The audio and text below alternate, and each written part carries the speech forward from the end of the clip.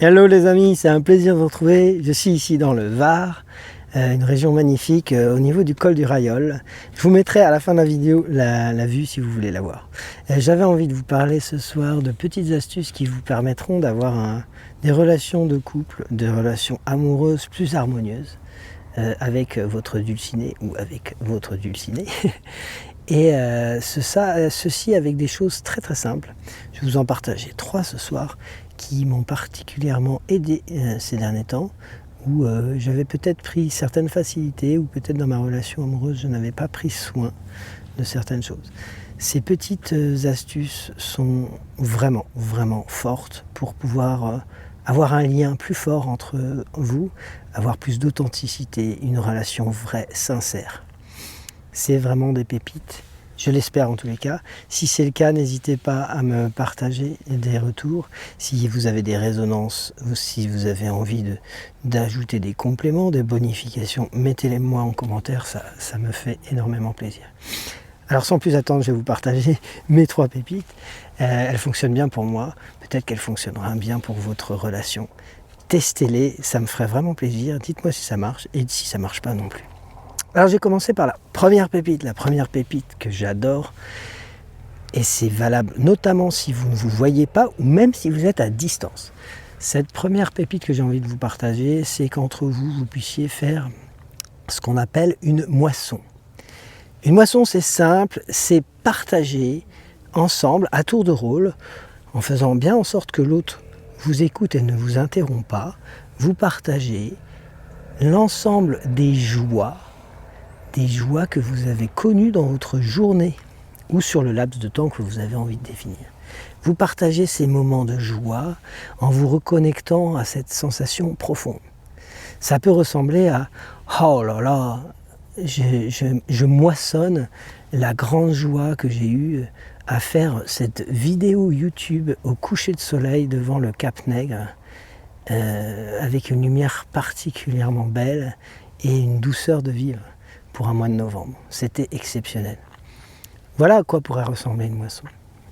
Ça peut être aussi, je moissonne ma profonde joie de t'avoir eu au téléphone ce midi et des échanges, la qualité de nos échanges, la qualité de notre connexion, de notre rapport l'un à l'autre. J'étais très heureux de me sentir relié à toi.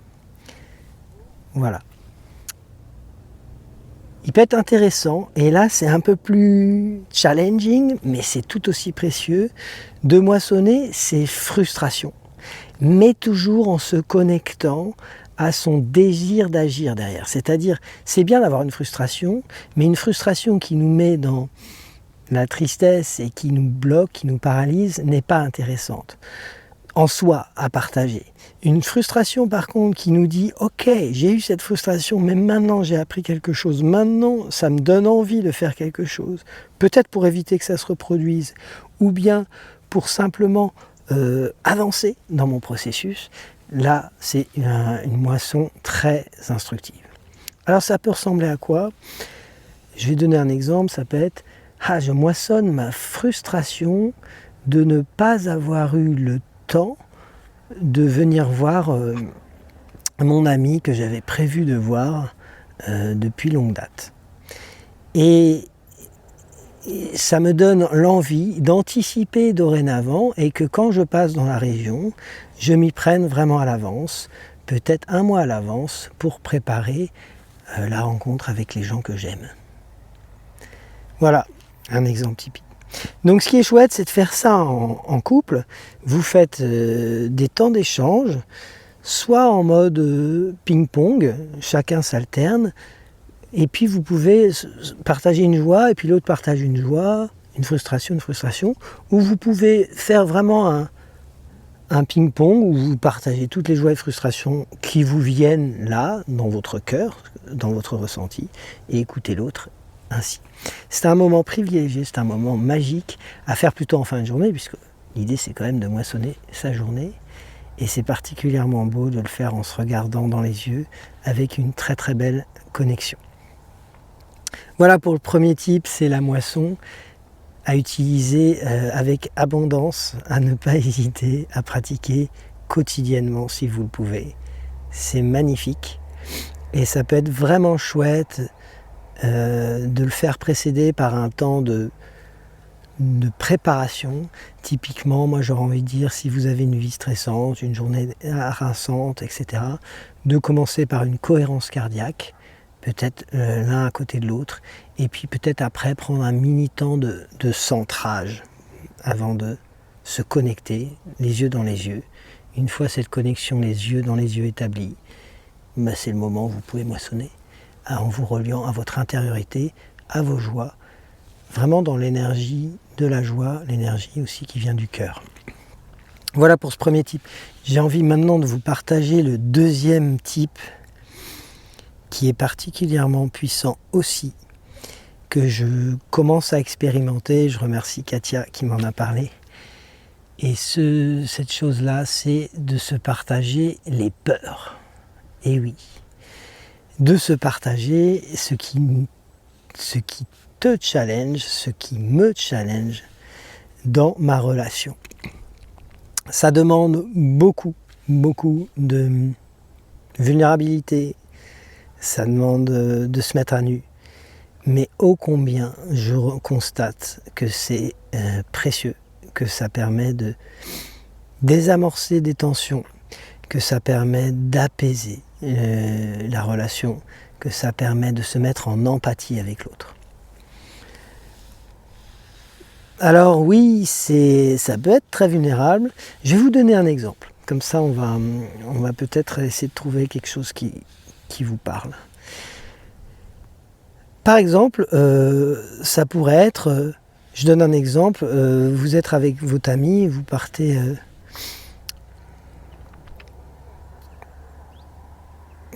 en voyage, et ça pourrait être, j'ai peur que si on parte ensemble dans ce voyage, tu veuilles faire trop d'activités et que moi je puisse pas suivre parce que moi j'ai envie de me reposer, j'ai envie de prendre mon temps pour un certain nombre de choses et j'ai peur d'être emballé dans l'excitation que tu porterais et de me trouver fatigué, que finalement le voyage soit pas reposant. Voilà le type de peur qu'on peut partager. Mais ça peut être des peurs plus profondes liées à la relation. Par exemple, je sais pas, un couple qui va dans une soirée invitée, et une soirée danse par exemple, et la femme pourrait dire j'ai peur de te voir danser avec d'autres femmes, c'est quelque chose qui va me mettre mal à l'aise, j'ai peur de te voir dans la sensualité avec d'autres femmes, ça risquerait de me rendre jalouse et de me faire souffrir. Voilà, typiquement. Alors, oui, partager ses peurs, mais il est demandé, et je crois que c'est ça qui est vraiment important, de ne pas intervenir, de ne pas couper la parole de l'autre. Laissez-lui le temps de s'exprimer. Laissez-le s'exprimer entièrement. Ne lui coupez pas la parole et surtout ne réagissez pas, n'intervenez pas. C'est vraiment important. J'ai coutume de dire qu'on pourrait apporter une aide, un soutien, uniquement si c'est dans le but d'aider l'autre à gérer ses peurs. Mais il n'est pas question d'aller lui répondre de façon à amoindrir ses peurs, les prendre en compte. Il n'est pas question de dire « Ah d'accord, dans ce cas-là, à la soirée, je vais tout le temps rester avec toi », pour le cas de la soirée que j'ai mentionné, et je vais jamais danser avec personne. Là, ce serait faire en sorte que les peurs soient évitées. C'est pas ça. Il est question vraiment de permettre à la personne de l'exprimer, tout simplement, et de se relier à elle en ayant, nous, connaissance de ça. Finalement, c'est être en présence de la peur de l'autre, lui permettre d'être dans l'acceptation de celle-ci, et toi-même, enfin vous-même, d'être dans l'acceptation de ce que ça vous fait en vous aussi, également, pour permettre de maturer la chose et puis peut-être de lui donner plus de poids, plus de place, pour qu'après se transforme en quelque chose de juste, d'adéquat. Voilà, donc vraiment important, se partager peur, c'est pas facile, mais alors qu'est-ce que ça apporte de précieux? J'ai un peu froid là. Voilà pour le deuxième type, et je vais vous partager le troisième type qui est tout aussi puissant.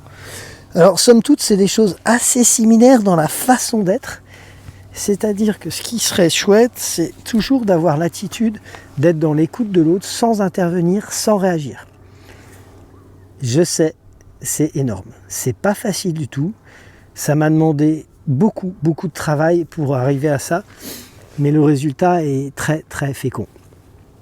Donc troisième type que j'aurais envie de vous partager, et le dernier que je vous partagerai dans cette vidéo, c'est de vous donner des temps de, j'appelle ça du karma cleaning, mais on peut dire aussi c'est du temps d'écoute totale.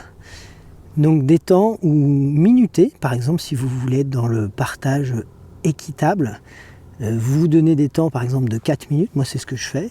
Donc vous donnez 4 minutes à votre partenaire pour s'exprimer librement sur tout ce qui lui pèse dans la relation.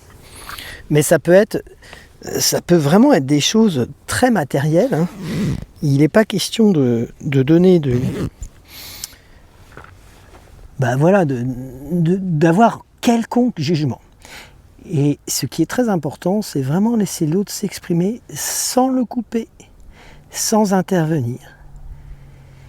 Et sans profiter de vos 4 minutes suivantes pour faire ça, quoi.